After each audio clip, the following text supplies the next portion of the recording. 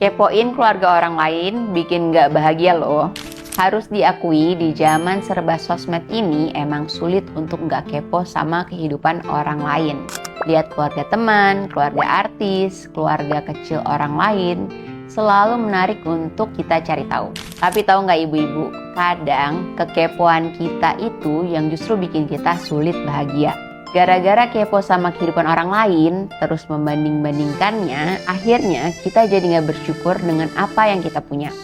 Padahal kunci biar kita bisa lebih bahagia, menerima apa yang kita punya, dan be happy with it. Jadi lebih baik berhenti kepo, apalagi membanding-bandingkan keluarga kita dengan keluarga orang lain. Jadi motivasi boleh, tapi tetap bersyukur dengan yang ada. Karena akan selalu ada kehidupan yang lebih sempurna.